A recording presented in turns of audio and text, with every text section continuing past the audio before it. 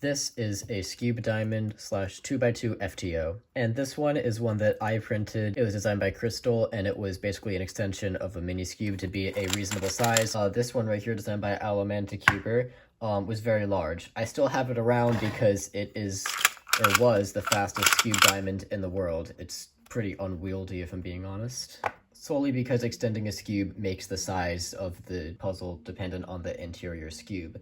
That's no longer a problem with this puzzle right here, which is the 2x2 FTO made by Diancheng. That's right, cubing companies are making even more non-WCA speed cubes, and this is one of 5 that I will be unboxing in today's video. Subscribe if you want to see me collect even more speed non-WCA puzzles. So this part of the video is being recorded on Earth Day, and I can't help but point out how all these companies add like an extra unnecessary layer of plastic around their boxes. I don't appreciate it. That said, here's the puzzle. It's pretty good. I'm used to this size for Cube Diamonds. Actually, I'm used to this size for pretty much any FTO. I don't know if it's faster for me, just because I am not used to it. Let's do a quick solve of the new Diancheng one. All right, here we go. So my method for Cube Diamond, as I showed in a different video, is pretty simple. I'm not speed solving right now, just kind of doing it for fun. But basically, I solve the corners first and then the centers. I don't know if that's how most people do it. I don't know if there's like a better way of solving it. There's like a speed method now that they have the speed 2x2 FTO out. It is worth mentioning they did put these little divots. I don't know how well you can see it. Maybe on the gray side you can kind of see it. These little divots into all of the tiles so that you can kind of grip the puzzle better, which is interesting. I honestly wasn't expecting that on an octahedral puzzle. The next thing I'm going to be unboxing is the new Redi Cube. And the thing is, I've already played with the puzzle inside this box, because I traded for this at a competition with Josh, who you should subscribe to. I'm putting his channel in the description, even though he has very few cubing videos. But I got the original Redi Cube. A stickerless was the only one available back in the over the pandemic, because I wanted to compete in cubing at home. So this was like the 5th event I competed in at a competition, even if it was like unofficial. And it was actually the first unofficial event that I competed in. It's got that adjustment system that I don't want to show off.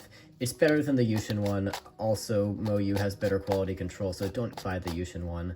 They also steal puzzles, so definitely don't buy the Yushin one, buy the MoYu one. I didn't like this like X in the middle at first, created by the gaps. I'm used to it now, honestly. If you don't mind that, absolutely buy this. That's like the only complaint I could possibly have with it. So the next puzzle on the list is the famous Chi Void Cube. I have been so excited to open this. All right. Okay, first turns are good. Corner cutting. It can actually, wait, it can actually reverse corner cut. Let's go. Oh my god, this is awesome. But I'm gonna scramble this thing up and I am gonna do a solve on it. I haven't solved a Void Cube in a hot minute, so this will be interesting. We get to pick our orientation, so I guess I'll do this. This is making me realize how I haven't practiced 3x3 in all, and I have a competition to go to, like, this weekend. Gripping the cube is weird because I'm used to putting my fingers on these centers and they're not there. So it should be like this, and I think I have the right A-perm case. I do. Okay, so we got lucky there. We didn't get parity. You can get parity on this, and it's caused by the middle layer being rotated by 1. As you can see, that's 3 swaps, which is not allowed. I'll go into what parity is in a future video. But yeah, there's the Void Cube. Hey, if anyone from Chi's watching this video, please stop making like a Void Sandwich Cube and a Void Jelly Cube or whatever. Make a Void Megaminx. Those haven't been mass produced in like actual decades. I want one. People would be all over that. Please make a Void Megaminx. It would actually be fire. I know you're not watching this, but you know, if you are, I got the Galaxy Master Kilominx. The box is really big. Let's see how big the puzzle is. These divots are huge, oh my god. Already, it looks like it has some layer alignment issues. Oh my, oh no. What is this? It feels,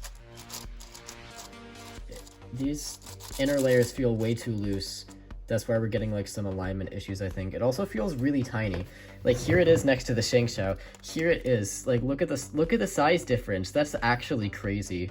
So for comparison, here's the also tiny Kilominx and the more reasonably sized, in my opinion, Gigaminx from the same line. So you know, the Master Kilominx. It's only slightly smaller than the Gigaminx, but still. So I'm doing some turns on it. It doesn't look like it turns particularly well. If I'm being honest, I don't really need a good Speedmaster Kilominx for any reason, I just like wanted one. Now I have the full lineup of speed puzzles from Kilominx to Gigaminx. These inner layers feel really loose, like looser than they should be loose. This feels like a little bit of a disappointment. The pieces like wobble a little bit.